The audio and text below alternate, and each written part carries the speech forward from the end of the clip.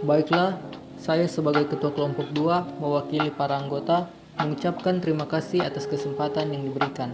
Kami akan menjawab pertanyaan dari kelompok 3, 4, 5, 6, 7, dan 1. Perkenalkan, nama saya Pascal Nadia dan teman saya Kanaya Lukas akan menjawab pertanyaan dari kelompok 3, yaitu bagaimana sikap dan peran generasi muda dalam menghargai perjuangan bangsa Indonesia pada zaman ini. Sikap generasi muda dapat dilakukan dengan cara 1. Saling menghormati dan menghargai satu sama lain. 2. Memupuk semangat cinta tanah air. 3. Tidak melupakan jasa pahlawan. 4. Memperingati hari-hari penting dan hari-hari bersejarah. 5. Menjalankan Pancasila dan peraturan lainnya seperti Undang-Undang Dasar 1945. Peran generasi muda yaitu yang pertama harus berjuang demi kemajuan bangsa, yang kedua menjaga kemajemukan adat dan budaya, 3. menjunjung tinggi persatuan bangsa, 4. harus berani membela yang benar. Terima kasih. Perkenalkan, saya Reynald Febrian Kusoy dan teman saya Ignatius Van Ripemba akan menjawab pertanyaan dari kelompok 4. Jelaskan secara singkat faktor eksternal yaitu paham nasionalisme, liberalisme, dan sosialisme. Yang pertama, paham nasionalisme adalah ajaran atau paham untuk mencintai bangsa dan negara sendiri. Paham nasionalisme sendiri muncul di Indonesia diawali dari organisasi Budi Utomo yang didirikan oleh Wahidin Sudirohasodo dan Budi Utomo pada abad ke-19 dan abad ke-20. Yang kedua, paham liberalisme adalah ajaran ketatanegaraan dan ekonomi yang menghendaki demokrat dan kebebasan pribadi untuk berusaha dan berniaga. Paham liberasi muncul pertama kali di Eropa. Paham ini muncul di Indonesia akibat bentuk perlawanan penjajahan yang tidak memakai senjata, melainkan bidang ekonomi, politik, dan sosial.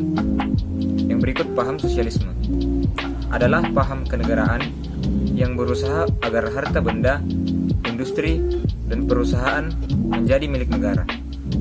Sosialisme di Indonesia muncul pada tahun 1913 setelah terbentuknya Gerakan Serikat Buruh. Saya Ruberes akan menjawab pertanyaan dari kelompok. Apa saja nilai-nilai Pancasila yang ada pada masa Sriwijaya? Jawaban, nilai sila pertama yaitu agama Buddha dan Hindu hidup berdampingan secara damai. Nilai sila kedua, terjalin hubungan antara Sriwijaya dan India, yaitu pengiriman para pemuda untuk belajar ke India. Itu menunjukkan nilai politik luar negeri bebas aktif.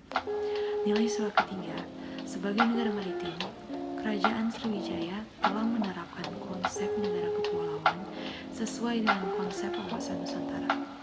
Nilai sila keempat, pada cita-cita kesejahteraan Kerajaan Sriwijaya yang disebut Bahikuai Vanua Sriwijaya Sindayatra Sibika, yang berarti suatu cita-cita negara yang adil dan makmur. Nilai sila kelima yaitu Kerajaan Sriwijaya menjadi pusat pelayanan dan perdagangan sehingga kehidupan rakyatnya sangat makmur. Naga Lingging dengan rekan saya yaitu Kristiana Montalu akan menjawab pertanyaan dari kelompok 6. Pertanyaannya yaitu, nilai apa saja yang bisa kita ambil dari Kerajaan Sriwijaya dan berikan bukti bahwa nilai tersebut menunjukkan nilai Pancasila. Nilai budaya yang bisa diambil dari Kerajaan Sriwijaya yaitu umat agama Buddha dan Hindu hidup secara berdampingan secara damai. Yang kedua, bahasa Melayu menjadi warisan penting. Yang ketiga, adanya peninggalan prasasti dan candi-candi. Bukti bahwa nilai budaya tersebut menunjukkan nilai Pancasila. Sila pertama terwujud dengan adanya umat agama Buddha dan Hindu yang hidup berdampingan secara damai. Sila kedua, terjalinnya hubungan antara Kerajaan Sriwijaya dan India. Sila ketiga, Sriwijaya telah menerapkan konsep negara kepulauan sesuai dengan wawasan Nusantara. Sila keempat, Sriwijaya telah memiliki kedaulatan yang sangat luas. Sila kelima, Sriwijaya menjadi pusat pelayanan dan perdagangan. Baik, saya dari kelompok 2 akan menjawab pertanyaan dari kelompok 7, yaitu apa yang dimaksud dengan kemerdekaan tanpa syarat pada zaman penjajahan Jepang. Kemerdekaan tanpa syarat adalah kemerdekaan yang dijanjikan Jepang kepada Indonesia, tetapi di balik itu semua ternyata Jepang berniat menguasai Indonesia. Sampai akhirnya Jepang menyerah dan menyerahkan kemerdekaan kepada Indonesia dikarenakan waktu itu dibom oleh sekutu.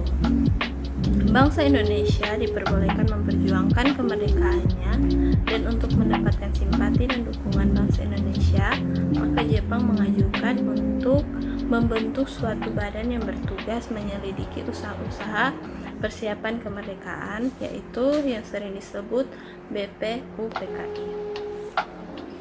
Perkenalkan, nama saya Patricia Poluan. Pada saat ini saya akan menjawab pertanyaan dari kelompok 1, yaitu sebutkan organisasi pergerakan nasional yang bersifat kedaerahan. Jawabannya adalah yang pertama, Paguyuban Pasundan. Paguyuban Pasundan didirikan di Jakarta pada 1914. Organisasi ini bertujuan menjaga adat istiadat di tanah Pasundan dan memajukan pendidikan masyarakat Sunda dengan mendirikan sekolah-sekolah. Yang kedua ada Trikorodarmo. Organisasi ini didirikan di Jakarta pada 7 Maret 1915 oleh Satiman Wirjo Sanjoyo, Kadarman, dan Sunardi. Dan yang ketiga ada Jong Sumatera Nenbon. Jong Sumatera Nenbon didirikan di Jakarta oleh para pelajar dari Sumatera yang menuntut ilmu di Jakarta. Organisasi ini didirikan pada 9 Desember 1917 dengan tujuan mempererat tali persaudaraan antara para pelajar Sumatera yang belajar di Jakarta, juga bertujuan untuk meningkatkan minat para pelajar Sumatera agar mempelajari budayanya. Sekian jawaban dari kelompok kami, kiranya dapat bermanfaat. Jika ada kesalahan kata atau ada kata yang menyinggung perasaan, mohon dimaafkan.